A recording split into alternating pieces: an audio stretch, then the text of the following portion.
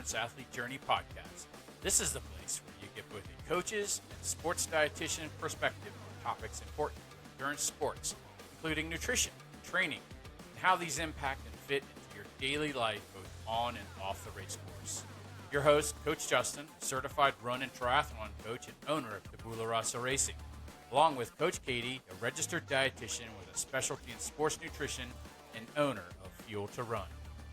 Here at the Endurance Athlete Journey podcast is where your journey begins.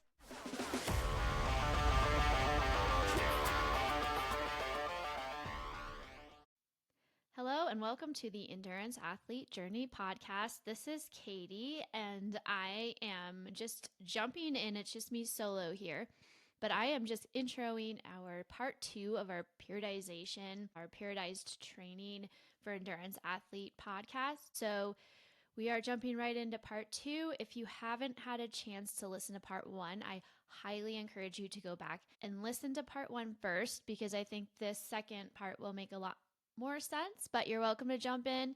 You might still get some good information from part 2 without listening to part 1, but just letting you know this is a part 2 of a 2-part series. As always, if you like our podcast and you want to help support us, please go to wherever you listen to your podcast and leave us a rating review. Make sure you subscribe so that we can kind of grow the podcast and reach more people, especially if you like it. Of course, we take any kind of feedback that you can offer. So please do that. We don't get any money and we don't have any sponsorships or anything. So that really helps us out. That's all I'm going to say for now. I'm going to jump right into our part 2. So I hope you guys all enjoy.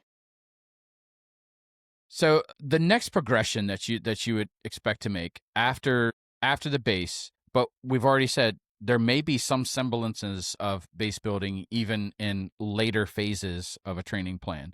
The proportion of the time that you spend doing those base activities, like Katie was saying, may change, which is reasonable and to be expected, but there may be still some semblance of base. The next one is called the build period. And so what typically happens then is we start to shift our focus from foundational fitness to more sports-specific fitness. This is a time period where you can expect duration and intensity to start to rise. The way that you increase duration and intensity is driven by the athlete itself, themselves. So, am I working with an athlete that is an absolute workhorse and can put in a lot of duration, but once I start to overlay intensity, they start to break down. Mm-hmm. So for them, their build period is going to look different than somebody who may be time crunched and doesn't have the bandwidth to do longer sessions, but eats up the intensity and loves it. Mm-hmm. Then their build period is going to look completely different than the other athlete who likes long duration, low intensity, because that's what they can absorb. So it's very athlete specific, it's very sports specific. And the time that you take to do builds is going to be a function of how long can I keep this athlete motivated and engaged in the training? Because you can have some people that this is the time where people get burned out the most, is during the build. If the build is too long and too far out from their race, they start to lose motivation. Right. They're just like, this is just, it's so far away. I feel like I have so much time. Why am I doing this now? And it's hard to keep them engaged if I have too long of a build. But if I have too short of a build, then I run the risk of injuring them when we get to like the peak phase of the training plan, which is the next phase after the build. So it's really kind of, I don't want to say trial and error, but this is where the creativity is needed when it comes to developing a training plan, and which is why I feel, and this is my own personal opinion, on cookie cutter training plans that you get from the internet, whether you ask ChatGPT to create you a training plan, this is where these plans fall short. Because they're not taking into account, what your lifestyle is like, what your history, your injury history is like, how long can I keep you motivated, what are some of your specific strengths and weaknesses that we need to focus on, because that's what you're doing during that build phase. We're doing sport specific stuff where we want to fill in your weaknesses and capitalize on your strengths. And Mm-hmm. so having You're sort of somebody, slowly yeah, building up yeah, volume a little bit, at this point too. So it's, yeah, and it's important to know. Yeah, I think that's where the cookie cutter thing is off too, because it's like if you're training for a marathon and you've only been able to get up to 40 miles a week, like I guess you could put that in a cookie cutter plan, but like maybe in order to get better, it would benefit you to try to up that a little bit to 50 miles a week. I don't know, like those are things that aren't always captured in some of those plans. And like, how are you going to hmm slowly get there so you don't get injured in a manner, yeah, that keeps you engaged, that you can kind of get up to that volume comfortably, in that base phase. I think that's where I don't know if those plans are always taken into, it's just like a cookie cutter thing, like, so what are they even taking into account? Like the, I don't know, duration, like the minutes you're training or like the mileage, which a lot of runners kind of think about is like, oh, well, the most I've ever done is 40 miles a week. Well, I think you'd probably benefit from upping that a little bit to get better, right? And how are you going to incorporate that like increase in that volume into that base phase so that once you kind of start, you're at a good volume. I don't know. So that's another thing to think about. I yeah. think with those cookie cutter plans, I think they're just like, this is the mileage, and it's like, yeah, I don't know. Like, how do you, that's not very individualized at all. Yeah. I will say that the build phase is probably the one phase of the training plan where most of your risk resides. Mm-hmm. So, you could, because I'll say, we're going to toy with increasing duration and intensity. You may not want to increase both at the same time. So Yeah. what I sometimes do in a plan is I look at it in terms of like a 2-week block. So let's say that I'll keep duration the same for 2 weeks, but when I move from week 1 to week 2, I increase intensity to week 2. Mm-hmm. And so, I've held duration constant, but I've increased intensity. And then the next movement, I may hold intensity constant and then increase the duration. So I'm only changing one Right. Yeah. You don't want to variable be, at a it's time. probably not smart to do both intensity and duration Right. for Because most this people. is the time Yeah. part of the plan where it's easy to get an overuse Yeah. injury and just go beyond your ability, because sometimes if you add intensity a little bit too much, you don't know it until you've done it.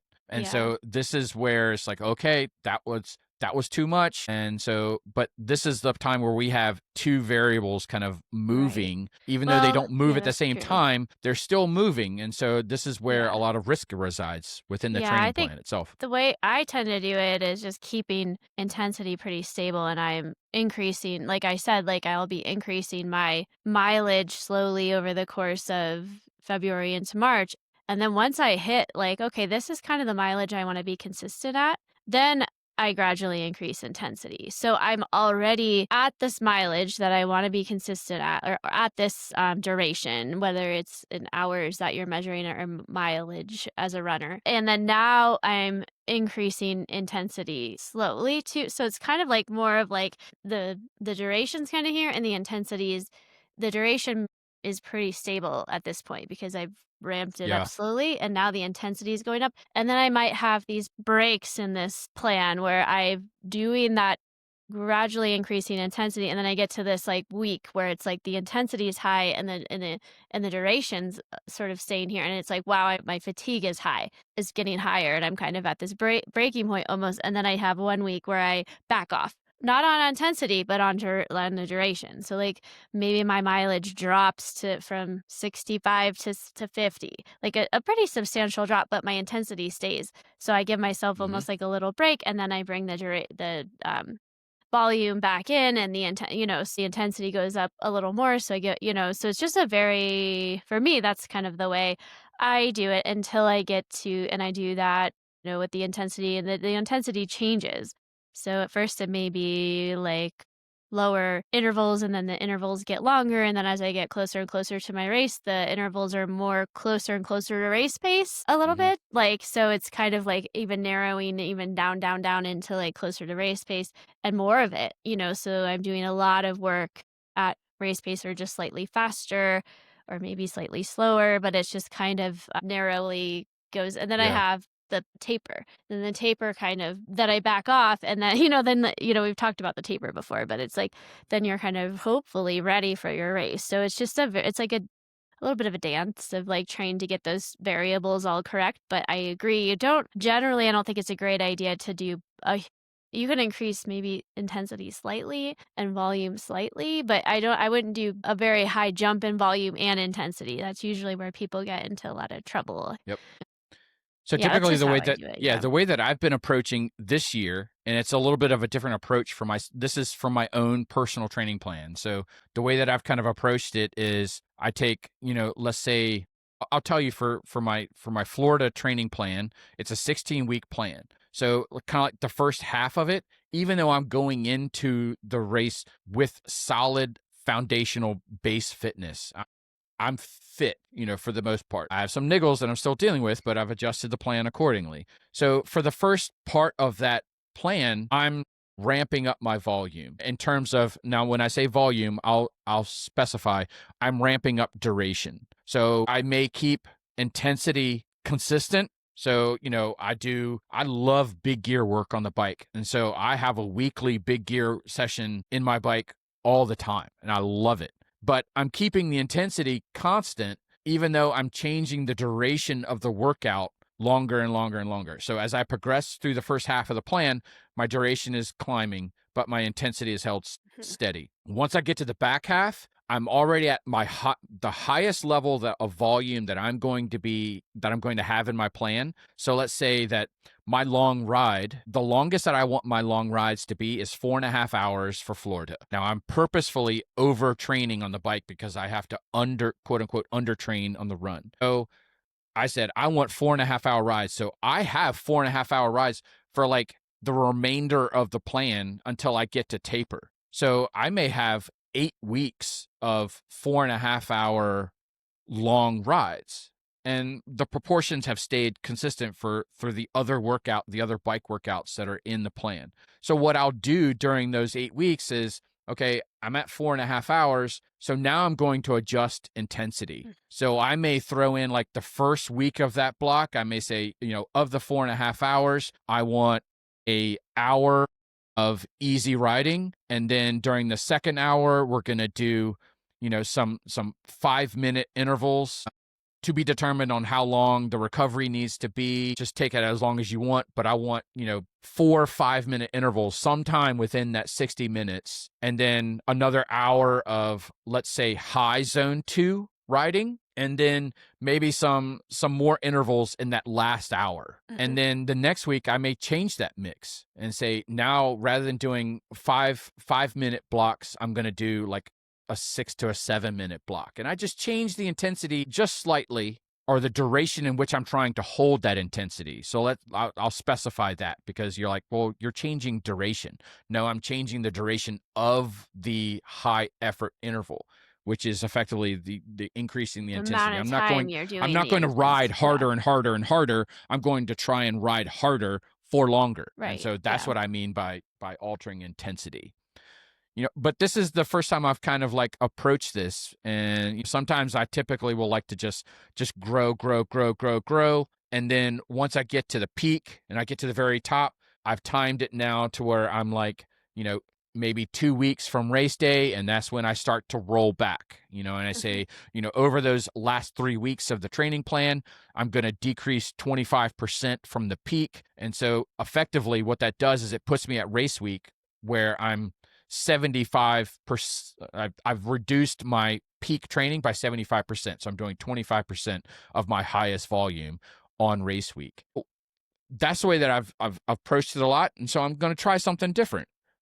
What you can do is what Katie was talking about, and I love it that she brought this up, because it's a great idea, and it's something that I've employed in mine as well. So what I call them rollback weeks. And so typically what I'll do is I'll say, a 3-week build. So we're talking like within the mesocycle of a 4-week block. Let's say we build duration for the first 3 weeks. So we'll increase duration by 10% week over week. Yeah, you When either you do get to the that or fourth, you're when you get to the increasing in fourth week, intensity. So it's one or the yeah, other. You're either like, yep. for me, it's like my duration's about the same in these sessions, these Mm-hmm. weeks, because I built that up during my not build phase, but my like base building phase, or that like Yeah, the base phase. the base phase. Like I've had my strength phase, and then I'm doing this base phase of building my mileage. And I then keep that the same. So I want to have several weeks at this really high mileage, but it's the intensity that's kind of going up week to week to week.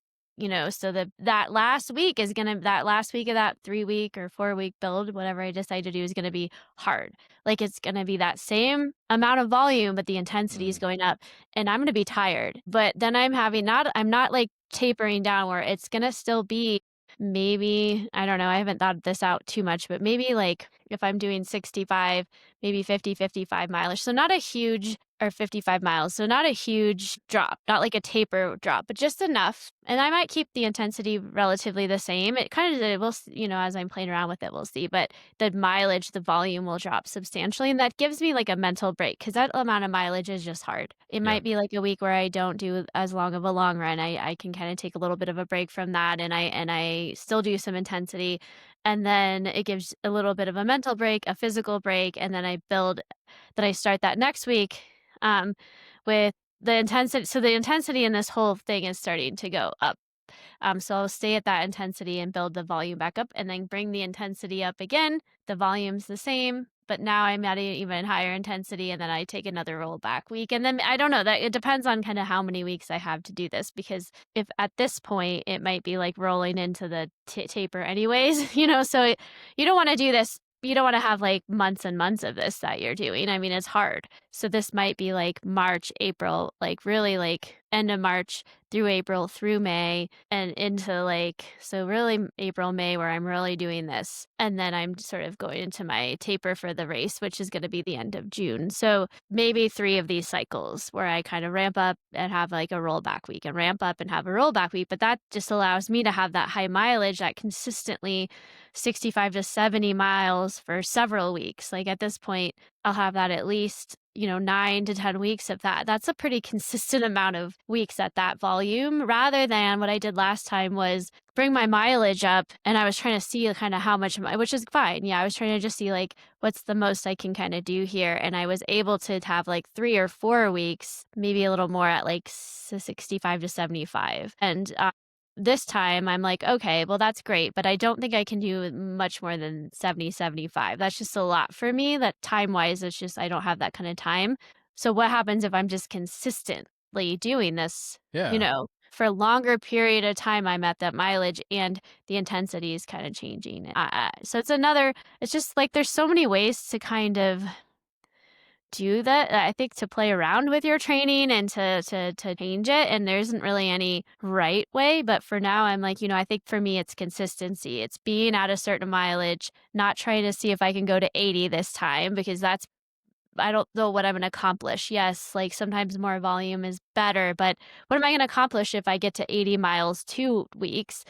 And versus like trying to be consistently at a what I think I can accomplish for several, like for a longer period of time. And I think that's going to benefit me more, so Yeah. it's just kind of thinking it through like that too. Like, yeah, it's great you got to 80 miles a week, but if you can only do that for 2 weeks, and all the other weeks were like 50 because you're so tired from your 80-mile week or whatever, maybe that's not really helping you out. So that's, I think thinking of it a little bit like, okay, how are you building it in, and how can you be consistent in a volume, in a certain a volume of training, instead of Yeah. kind of like, oh, I can do 2 weeks at this volume, but the rest is lower. And it's like, well, I don't know. That's probably not as good as if you can be consistent for several weeks at a certain volume, and just be there and like living in that volume for a while.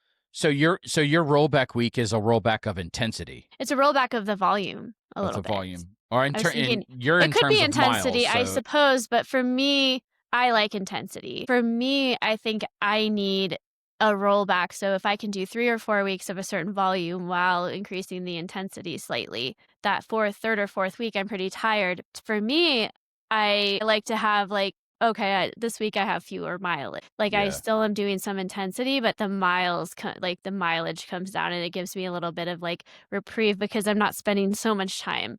I get to maybe like catch up on tasks or something, versus if I were to roll back on the intensity and keep the mileage, it's just like I know that's where I would burn out if I'm doing like week upon week upon week upon week of like higher mileage. So I'm going to give myself more time so that I Yeah. can build in these roll down weeks and still have a really consistent amount of mileage at that level, if that makes sense. So this time Yeah. I'm I think for me, like, that doesn't always work because you do run into burnout when you're like, "Man, it's already March or April and I'm already, at this mileage and it's still months until my race." But I know I can do that. I know for me that I can do that because I've done, like, I did that whole training block last year where I was training for such a long period of time and doing the race, and then coming back into it and doing that, marathon 6 weeks later and kind of building my right back into that mileage. Like, I know I'm capable of it, but not everybody might be. So you kind of have to think like you have to, it's a commitment. You have to really be enjoying the process of it and like, be in April and be like, or even March and be like, my race isn't for like 3 months, that's a long I think we're time. saying the same thing because you do your training plans in miles. I do mine in Mhm. minutes. So you're rolling back miles, but you're holding intensity constant Yeah. during your rollback week. Roll back. What I Yep. what I would do is like during the 4 week block, the first 3 weeks, I would increase, let's say, duration because my training plans are in minutes. So I'll grow it 10% week over week, and then when I get to that fourth week, rather than growing it another 10%, I'll decrease it 10%. So I'll keep Mhm. intensity. I may keep intensity constant, but I just roll back the duration in which I'm training. And then when I start the next block, I increase it back up. And Mhm. so, it's going to look like step, step, step, step, drop, Yep. Yeah. back up, step, step, step, drop. And so, they're not tapers. They're just kind of like a little bit of a rollback week to allow the body to absorb and recover. That's what the volume's looking like, but the Yes. intensity for me is still Intensity is held slowly, slowly constant. going up. Yeah. But yeah, it's kinda constant still, not like huge jumps in intensity, but it's kinda slowly going up this entire time, you know what I mean? So that by Yeah. the time I get to that, like, last week before the taper, my intensity is pretty high, but the intensity isn't, I'm not doing, like, really, really fast stuff. At this point, it's just a lot more of that sort of, little faster than race pace, maybe a little slower. So like threshold tempo. I'm doing like some of my long runs where I'm doing a good portion of that, like 8 miles, 10 miles at race pace, stuff like that.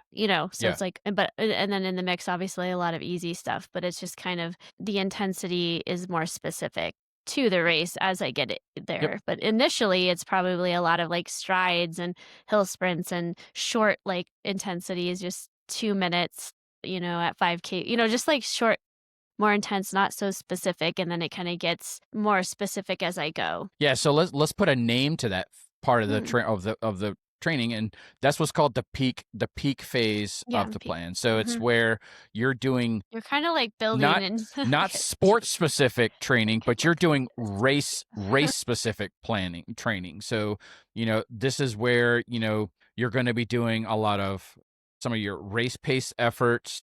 If you're doing hilly routes, then maybe you're going to be doing a lot more. You're trying to find routes that have more hills in it, more elevation, and running them harder. So you're doing really race specific stuff. So for instance, earlier this year when I finished, let's see, what was it? It was the Smithfield Sprint, which is a fairly flat race. Once I finished that, I knew I was going right into training for Smith Mountain Lake Sprint, and I knew that it was going to be hilly. And so, I didn't start back over from the very start. I kept going, but then I adjusted it to more course specific stuff. So I switched my training and switched my run focus to more strength conditioning runs and some hill repeats on the treadmill. So what one of the things that I want to get at is that when you sequence your races in such a way that is optimal, you don't have to start back at the base phase hmm. or even the build phase. You can go from race to race and Well, capitalize yeah, like on you the don't have fitness that you've to gained up do, through yeah, them. But like if, like in the case of where, like, I just think it's helpful to have that in the year sort of somewhere. It just fits really nice to have that kind of like strength phase or building phase in the beginning of the year, because maybe you have taken some like an off season where you've taken like a week to 4 weeks really easy or so, you know what I mean? You're kind of building in and then you're going to have this whole season. If I do like my marathon and I do decide to do Chicago, like I don't have a lot of time. I don't have a whole bunch of time to do a whole new strength base phase. I might then like take my time off, a little time off between where I take like at least a week off and then start building in. And then I might do a little more strength, or I might sign up for like a 5K or do some speed just in there in that like month or so in between, because I don't have a lot of time. So I might change it up a little bit, keep my fitness up, just do something a little different. And then I'm going right back into probably July, August. Yeah. Mhm. Yeah. Really just going right back into another marathon build, right? But you can only do that so many times. Like I don't recommend Yes. doing that more Yes. than that. That's a lot twice. For my last race, I did like the last marathon, I did 3 in a year, but I did that 6-week turnover, which I don't generally recommend. I think it would have worked out for me if I hadn't gotten that GI. I got a GI bug.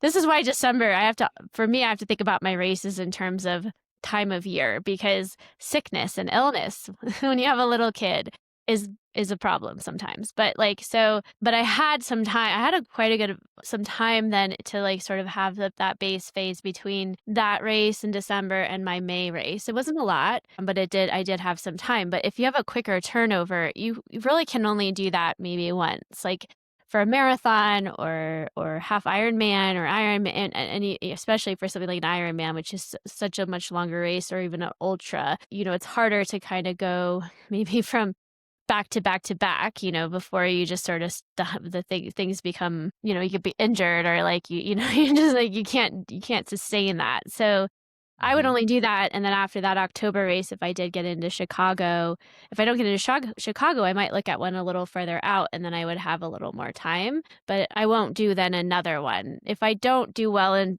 like, if both of those races, if I don't have my goal, I think I kind of have to, like, let go, right? Because it's a lot to ask of your body to then go, like, I mean, into another one in December or something that Mhm. year. Is that's a lot to ask, and by that point the chances that I would be successful would be a lot lower, because your body just can only handle so much, especially of those like marathon and longer distance races. So that might be the end of my then race year, where I might do some 5Ks and stuff after that, but that's where I'm taking some time off and then going back into potentially like another building phase, like where I'm strength training and Yeah. cross training, and then thinking about the next year, right?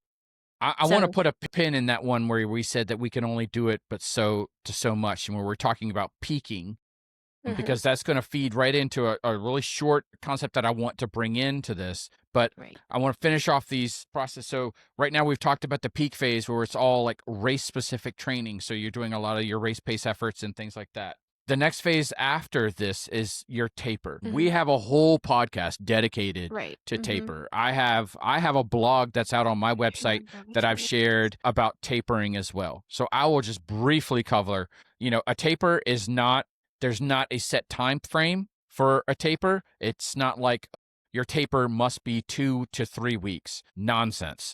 Taper is going to be a function of how consistent you were during your training, how easily could you absorb the fitness, how much fatigue are you carrying for the race, what kind of travel arrangements or logistics are necessary to get you to the race. Are you racing like in your hometown, or are you racing, halfway across the world? These are all things that play a role in Mhm. determining your taper. Taper is not rest. It's not like Right. you Go to shut things episode down. 8. That's where it Yes. is. Episode Yeah, 8. you're not shutting The things art of the down. taper. You're, Yeah. it is there's a It's method to strategic it. So too. There's like it is. you're bringing your volume down. You're leaving in some intensity. That, yeah, this is not a time to just, I'm going to take 5 days off completely before. That's probably not going to work out that great for you, because mentally your mind and your body are kind of like, oh, I'm done. No, like you're not done, Yeah, because you you're still not. have your race. So we talk about that a lot in that, and I think we have it's quite a long episode. So I would go. The art of the taper is definitely a good one to visit when you're trying to plan out your Yeah. taper. So I won't Yes. talk too much about the tapers, but there is another phase that I feel gets skipped of the train, and this is the Like the recovery off part of the plan. recovery, the off Some people This call it is, kind of the off season. yeah, Yeah. your race is done. It doesn't necessarily mean it's the off season. It's just the Mm. conclusion of the race, because if you're racing multiple times Well, like me, if within the I year, have Chicago, I'm yeah, only taking like a week off and then I'm yeah, on there is again. a recovery period that's needed between when you finish a race and you start whatever it is that you're doing next. It could mean that you go into another build. So let's say that you did, a half Ironman, and you completed that. You're not going back to base. You're going to continue to build, from Mhm. that. So, but there is a time period after you finish that race that you do need to recover. And, it doesn't necessarily mean that you just kind of sit around for a week and you just kind of, eat Cheetos and kind of I watch mean, you Netflix and can if just, you want. but, if that's what you want to I don't do, know if I eat great. Cheetos and watch Netflix, but usually like I said, I build it like when we go to Minnesota, if we do the grandmas, we're going to visit family. So I'll probably be on the lake, just maybe I'll go for a jog. Like if there's somewhere to go that's pretty, like I might do like some walking, some sort of movement, but it's gonna be like I'm not really running. I'm letting my body Yeah. recover. I'm not necessarily eating like Cheetos the whole week, but I might, splurge a little bit. I might, because usually when I'm training for like a marathon, I pretty much cut out alcohol and things that really disturb my sleep and my training. So I might have I don't drink much, but maybe an alcoholic beverage or two, so it's like I'm relaxing a little bit. I'm taking some time off so that I can kind of go right into my next Yeah. marathon feeling like, oh, the marathon build feeling pretty good, especially if I do kind of do that sort of turnover and have one in October or something. Yeah, I think it's important. I don't think it's very smart. Even when I had that 6 week turnover, I still took days off, like 3 or 4 days off. I started running again. Ran like 2 miles on like Thursday. So I did New York City on I think Sunday. I did like 2 miles on Thursday and then kind of built and I took like 3 or 4 maybe 3 days completely off. I think that's really important. I think a lot of people like especially you, Justin, like you don't take days off. I think it's important to take time off after a big race like that and just let yourself like I know there's a lot of stuff that's emotions and things that happen after a race. Like if you do really well, you have all that positive emotion, but even if you do really well, there's still kind of the what I call the marathon blues or Hmm. there's that sort of like oh, you've just done all of this stuff, this preparation and then you have this race and it's over and it's but especially hard if you don't have something you're training for right away. But you kind of let yourself be in that moment and reflect and enjoy it. Because if you just jump into the next thing, I don't think you really have that opportunity to really reflect on the race you just had, especially if you've been training all of these months and you put all of this effort in. I think to really Hmm. take some time to reflect or allow your body to fully recover is really important. So it's kind of critical and it does depend on what you've been training for. I mean, for shorter races, you might be doing those more often. So maybe you don't need that sort of whole week off. Right. But for things like the marathon or half Ironman, things that are really like 3 hours or longer in duration, I would say, or probably ones you want to, unless you're an elite and you're doing it in like 2 hours and, but that's only a few of us, like Right. one who could do that fast. But like, yes, you want to have some time to like reflect and recover, I'm a you firm know. believer in just the active recovery. So it may Oh be yeah. that, Yeah. I think you that's, know, one of the things that when I was working with a coach years ago that he had me do is like just go out, and this was the day after a race, just go out for a walk, oh yeah. and I think that's a this great it's a idea. great Yeah. time where I put on my trail shoes and then I just go and like, hit one of the state parks that's around and I just get out on the trails. I try and find maybe one that has a little bit of a softer feel to the Hmm. trail. So a little bit like, if you find, trails that have, heavy pine tree coverage where you can walk on like pine needles and things, just a little bit of a softer ground to it. It's great for recovery, starting to Yeah. flush the legs out a little bit. We I went to the don't, beach. I walked along the beach after Vermont yeah, City because we went to Maine and I did some walking on the beach and it was great because it's like not I wasn't going very fast, but you have the beach, the soft sand, and the waves. It's very refreshing, relaxing. So yeah, I recommend that, or yeah, or just somewhere in nature, so you can kind of get I don't know some of that benefit of being out in nature and instead of again, maybe allowing some time. I'm always like, I'm a big like listener of podcasts and stuff when I'm out, but maybe just allowing yourself some time to like reflect and, get out and move a little bit. But don't have like, this is just a time, like if it's a mile, it's a mile. If it's two, it's fine. Don't be like, I'm going to go hike. Like, I'm going to go and hike the Keener. Like, let me go hike Right. Long's Yeah. Peak. Yeah, no, not a good, Reasonable. don't do that. I'm just thinking that's something I might do, Oh, Yeah. I have this block, this trait, this break. I'm gonna go do something Yeah. epic. No, don't. Doing a spinning on the bike is another Mhm. one. And so if you have an indoor trainer, it's a great opportunity to where you can get on the trainer. And the reason that I say the trainer is because sometimes when you get out in the open road, it's hard to find routes that allow you to spin easy. Mhm. So opting for like a trainer session or putting your bike trainer outside, like on your deck or on your porch or something like that, where you can be outside and you get a little bit of vitamin D on you. But the trainer just kind of makes it easy to where you can just set it and leave it and just kind of Mhm. spin the legs and just kind of do a little bit of recovery. But Right. those are Yeah. the five Or the phases. pool. Get in the Yeah, pool. or the pool. Going out and just doing some. Not a workout. Just like Nope, just just some an easy light. like pull buoy kind of stuff where you're just kind of just swimming along and you're not worrying about body position and stuff like that. That's a great opportunity. So those Mhm. are there's 5 phases of the training plan, and those were the 5. As the base, the build, the peak, the taper, and the recovery. So as we said, you're not necessarily starting from square one every time that you start a training plan. It kind of depends on where you are within your macro cycle. Your where you are in your year, what you're training for next, what you just finished training for. So that is going to be a determining factor. There's one more thing that I kind of wanted to bring up, and it's the idea of reversed periodization. And so we've talked about how we would progress a workout or our training plan from, maybe growing duration, whether it be in minutes or miles, and then stacking on intensity once you get into kind of like the peak phase of your training plan. During your build, you're growing both duration and intensity, but maybe not necessarily in the same proportions. That peak phase has got that high intensity drive. For a reverse periodization training plan, your intensity is front loaded Hmm. to your training plan. There are 2 reasons why you would want to implement this type of approach. One, it could be that you live in an area where there are poor weather conditions, like during the winter time. So it's a great time. Like if I was coaching an athlete who lived in Canada and they lived in Alberta, Canada, it was like bad weather from like November through March and April. And so they had a really, really short time period where they could get outside. This is a great opportunity to implement this type of method. And the second one is if you're trying to peak multiple times within a mesocycle, within a macro cycle.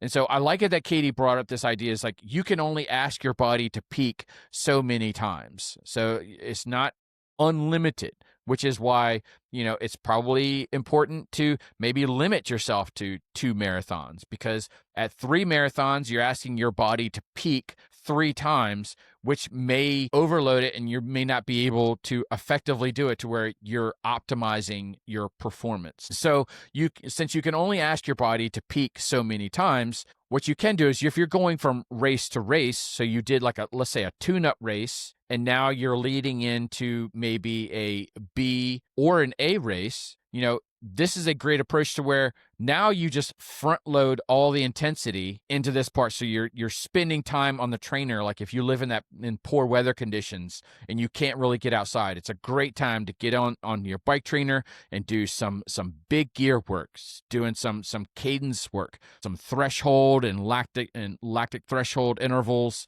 It's a great time if you have the treadmill to jump on the treadmill and do some structured stuff. You could do hill repeats. You can do pace work on the treadmill. Swimmers, it's really hard to like convince a triathlete to go to the gym, especially in the wintertime, and jump in the pool. It's just they hate it. So I'll skip on that one. But so those are typically what you would want is for the reverse periodization, you're effectively skipping the build phase of Mhm. the training plan.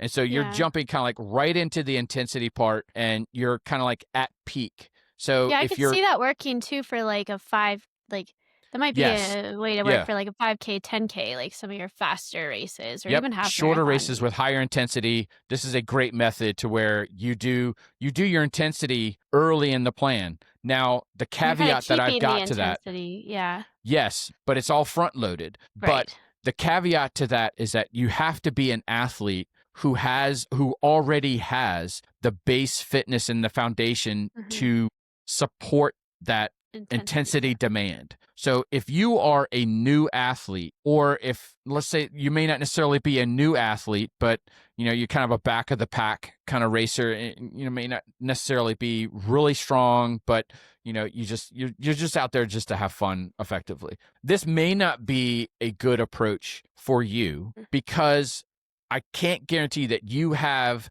the muscular strength and endurance to sustain going right into intensity. And so Yeah. it's something Yeah. that you have to evaluate, and you have to honestly sit down with yourself and say, hey, Can I do you know, this? Yeah. I may want to do this, but can I do this? And I'll be honest with you right now, is if I were to think about implementing a reverse periodization plan for myself, even though I would want to, because my ego would really love to be able to do the high intensity stuff early, I could say it's not smart for me because I Hmm. know that I can't absorb it and I can't recover from it in order to be consistent. So, Yeah, that makes sense. I feel like that's kind of what I've done essentially where I'm at now because I did, and I didn't really think of it this way. It was just the way I was planning it because I had such a hard time after my marathon that once I felt better, I just went right into the intensity.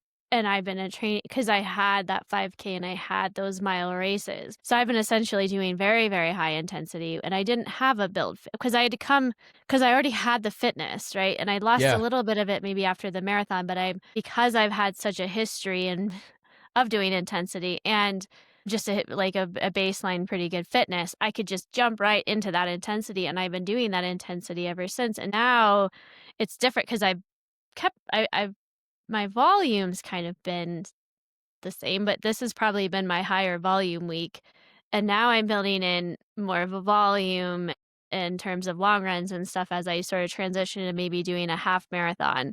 And then I'll be going right back into the intensity to do a 5K. So I don't have, it's like, it's something similar to that. It's like instead, where it'd be very different from my marathon, it's a very different approach. But because I'm sort of doing these like shorter races, the intensity is such a big piece of that.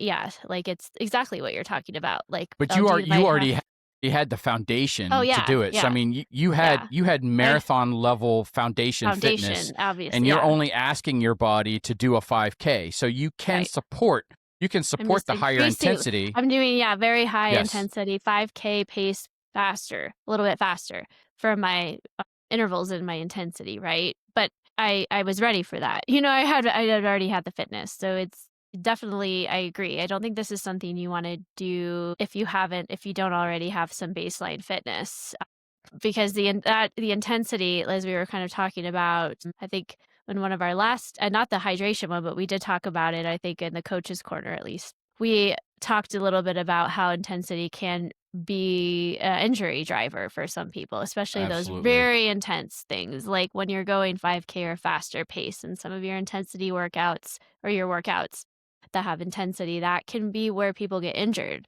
And so if you don't have some foundation and you just go to the track and you start doing the 400-meter repeats as fast as possible and you don't have a lot of background in doing that, it's not that I wouldn't maybe build that in somehow slowly for somebody, but it's not something you want to jump into if you're not used to it. That's for Right. sure. You have to be very purposeful on how you introduce that level of Exactly. intensity into the plan. So I did want to bring up the idea of the reverse periodization because it is a valid approach. There are reasons on why you would use it. There are also reasons why you wouldn't use it or that you shouldn't use it. So that's all I've got in Yeah. terms of my notes for this. I think we've covered this I think topic we covered pretty it. well. Yeah. I think so. Like I feel like I was looking at some of my notes here and I think yeah, definitely we kind of covered it in a way that makes a lot more sense than because I was trying to figure out like how are we going to explain some of this because I think there's different approaches to planning a season or a year or a whole season of training and there's like I think within it, like just different ways you can do it. And so I think we captured it well, especially since we really work mostly with people who are, I think most people who are listening at least are people who are racing longer distance races. So I think we covered that piece really well. And I'm glad we kind of brought in the reverse periodization a little bit too, because I think that's a valid point. And knowing when what type of, periodization to use at what time and kind of all of that it's very nuanced. It's never black and white. There's different ways to do it depending on somebody's goal or their skill level. And so it's hard. I think this is a hard concept in a way because there's so many things to consider, but I think we did it. I think we Yeah. covered it pretty well. Of course, it's now 2 hours in, but So this might be another we might episode have that to we do have to another split in two-parter. half. Yeah. So, We'll see. but yeah, so We I might, yeah. really wanted to drive home the point. Is like, these phases and the structure that we've been talking about and how we approach it. I don't want people to think that this is the way that it has to be done or should be done. I think we've made a conscientious effort to really kind of explain that this is how it could be done, but there are multiple ways to be able to accomplish this. So each athlete is different, each plan is different, each approach is different. The seasoning of the training plan with duration and intensity is so unique to the palate of the athlete that you're working with. And so if you go on the internet and you go on social media and you're just like, oh, I need a training plan, and somebody tells you this is how it's done, automatically discount it Yeah, and if just say somebody's it's not saying, like, necessarily "This is how the it's only done, it way to could do be it," done. yeah, Right. don't Yes. especially stay away from anyone who's like, "This is absolutely how you have to train, this is how you have to plan your training, and this is how it's done," like, Yeah. there's no other way to do it, like, somebody's so certain and there's no nuance, that's a little bit of a red flag, Absolutely. so, when you're talking to I think that's the thing is, like, sometimes we want certainty. We wanna be able to reach out to a coach or somebody and be like or even a nutritionist. I think that somebody that's claiming to be a nutritionist and, "Oh, this is the diet," or, "This is the plan you need to do. This is how it's done. This is gonna get you where you need to go. This is what I do with all of my athletes," or something, and this is their thing that they do, like, I think that's a red flag. Like, you wanna be able to approach someone and if somebody's telling you okay, well, I need to know all of this about you, like, I customize it, like, it's never one I don't have one philosophy, or one specific training plan that I give people because it's very independent to that person I'm not sure, I need more information, or they're kinda like they're not there's a little bit less certainty. That's probably a good thing because that probably Yeah. means that that coach doesn't just prescribe to one training philosophy or doesn't just have one method of periodization that they use for all of their athletes. They're probably getting all this information we're talking about, like past experience, what the athlete's training for, what their strengths and weaknesses are, what maybe injuries they've had in the past. And they're putting all of this information together to create a plan for this person that is unique to them. And that is important. So if you don't have someone asking you these questions about what's worked for you in the past, what injuries have you had, what's your top mileage, there's lots of questions there that coaches should be asking you. And if that's not happening and you're going to a coach, like I don't know, I think like I don't know how they're gonna create something that's if they're like, "No, this is just the plan and I'm giving it to Yeah. you." I mean, that's fine if you just wanna do that and have a custom like, not a custom plan, but just a cookie cutter plan, then they might give you, like, a plan. But if you Mhm. want that tailored advice, those are the questions that someone should be asking you. So, and it does. It takes a lot of thought. Like, when I'm planning something out and thinking, it's like I'm thinking it through and I'm asking lots of questions. In fact, when I have a consult with somebody for training specifically, I actually have like almost like an entire hour sometimes, or like I Yes. have this Yep. initial consult and I'm asking lots of questions of that. But I'm sure I you I do. do I do the exact same thing. Yeah, there's an initial consultation. Yeah. So shameless plug. Shameless plug. Shameless Now we plug go alert. into the shame. uh both of us are taking on athletes. We have space on our roster. Whether you have a late season race for 2025 or you're going into 2026 and you're just like, I'm tired of thinking about this, the mesocycle and microcycle. I really don't know if I really have a true good understanding on how to do this. So I want it done for me. And you agree with each of our philosophies, you No, can I probably do go. mostly run training, so don't come like Yes. if you Yep. need So, triathlon, please go to Justin. That is not my forte. So if you want right. like specifically running, I'm happy to work with you, but don't I'm not I'm just saying that I'm being completely honest here. I am not a triathlon coach. I'm a running coach. Yeah. So Justin Yep.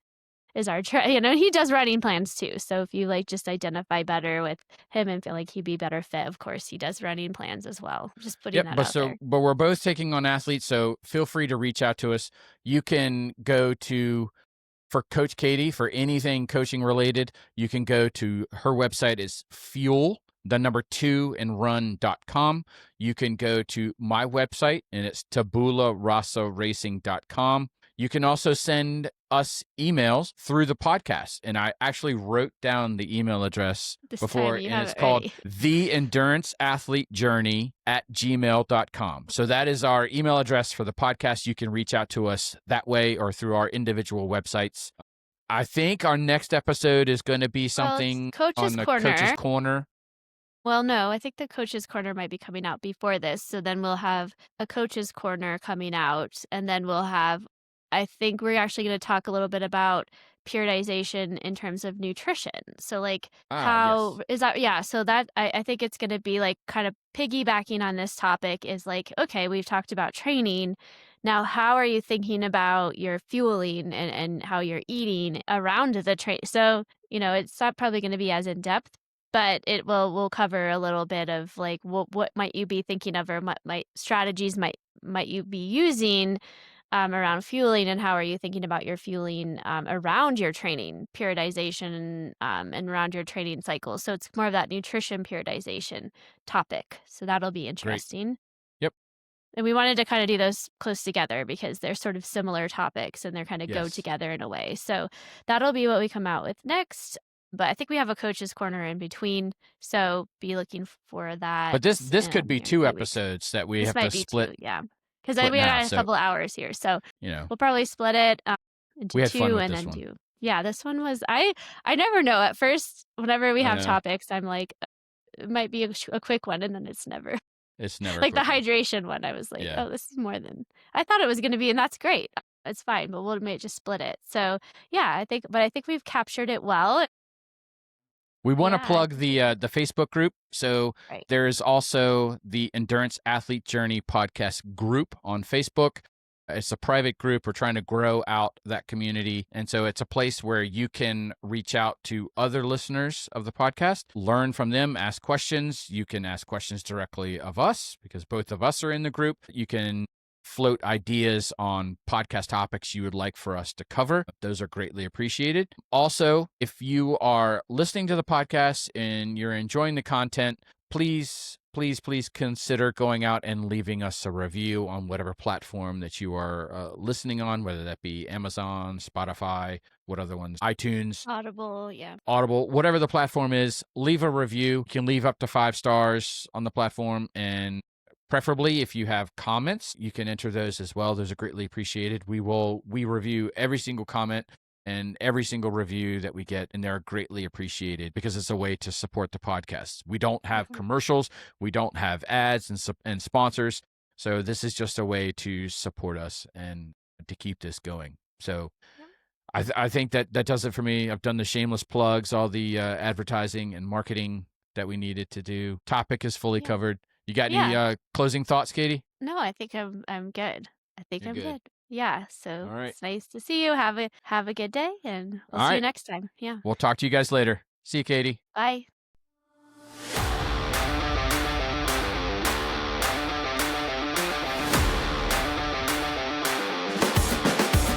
Listening to the Endurance Athlete Journey podcast. Like and follow us on Facebook and Instagram. Subscribe to the podcast on iTunes, Spotify, and YouTube. Feel free to leave us up to a 5-star review on iTunes and Spotify because leaving a review really helps others like you find us. Visit the podcast website for other episodes of the Endurance Athlete Journey podcast at enduranceathletejourney.buzzsprout.com. Have questions or comments about the podcast? Send Coach Justin and Kate an email at theenduranceathletejourney@gmail.com. For all things coaching, visit Coach Katie at fuel, the number 2, tabularacerun.com, and Coach Justin at tabularacracing.com. Again, thank you for listening to the Endurance Athlete Journey podcast, and remember to find joy in the journey.